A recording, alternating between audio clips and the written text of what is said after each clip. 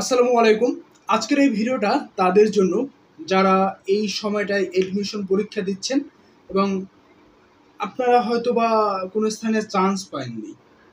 অনুগ্রহ করে আমার এই গল্পটা শুনবেন এবং আপনার কোনো পরিচিত বন্ধু বা আপনার কোনো পরিচিত জন, আত্মীয়স্বজন হতে পারে, যেকোনো ছোট ভাই হতে পারে, সে যদি কোনো স্থানে চান্স না পেয়ে থাকে, অনুগ্রহ করে আমার এই ভিডিওটি তার কাছে শেয়ার করে দিবেন। চলুন গল্পটি শুরু করা যাক। ছেলে জীবনে অনেক হতাশ। বাবা আমি এইটা করেছি কিন্তু আমার এইখানে চান্স হয়নি। ওই ছেলেটির বাবার একটা সাইকেল ছিল। তারপরে সে বলল কি তুমি এই সাইকেলটি নিয়ে একটু বিক্রি করার চেষ্টা করো। যেহেতু অনেক পুরনো সাইকেল, তারপর ছেলেটি চিন্তা করলো এইসব সাইকেল কেউ তো চালায় না, আমি ভাঙারির কাছে বিক্রি করার চেষ্টা করি।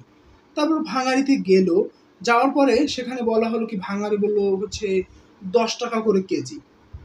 এখন ছেলেটি তার বাবাকে এসে জানালো, বাবা এটা তো 10 টাকা করে কেজি বলে। এবারে ওর বাবা বললো কি তুমি একটা কাজ করো, যেহেতু ভাঙারি বলেছে 10 টাকা কেজি, তুমি কোনো একটা মেকানিকের কাছে যাও। ওই ছেলে করলো কি বাবার কথা মতো মেকানিকের কাছে গেল। তারপর মেকানিক বললো কি 300 টাকা বললো, সে পুরোনো সাইকেল কিনবে 300 টাকায়, তারপর নতুন করে আবার বিক্রি করবে। 300 টাকা বললো। এরপরে সেই ছেলে আবার বাবার কাছে এসে জিজ্ঞেস করে, বাবা 300 টাকা বলেছে। এরপর ওই ছেলেটির বাবা বললো তুমি একটা কাজ করো, তুমি কোনো একটা এমন দোকানে যাও যেখানে পুরাতন জিনিস ক্রয় বিক্রয় হয় বা তারা সংগ্রহ করে রাখে। ছেলেটি ওই পুরাতন জিনিসপত্র যারা সংগ্রহ করে তাদের কাছে ওই সাইকেলটি নিয়ে যাওয়ার পরে তারা বললো কি 1500 টাকা, এবং তারা নিতে অনেক আগ্রহী। আরো যদি টাকার প্রয়োজন হয় সেটাও দিতে তারা রাজি আছে, তবুও তারা ওই সাইকেলটা তাদের সংগ্রহে রাখতে চায়। এখন ওই ছেলেটি আবার বাবার কাছে আসলো, বাবা তারা তো এরকম বলেছে এখানে এখন বিক্রি করতে পার।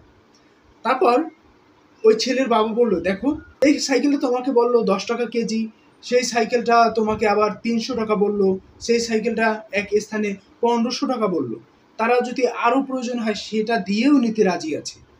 এর মানে কি? এর মানে হচ্ছে একই জিনিস তুমি একই থাকো, তোমার দক্ষতা একই থাকবে, তোমার স্কিল একই থাকবে, বাট তুমি তোমার অবস্থানটা একটু চেঞ্জ করে দেখো। তোমার অবস্থানটা যদি তুমি পরিবর্তন করতে পারো তাহলে তোমারও এই সাইকেলটার মতো দাম বেড়ে যাবে। এই গল্পটার মূল বিষয় কি? আপনি অবস্থানটা পরিবর্তন করে দেখুন।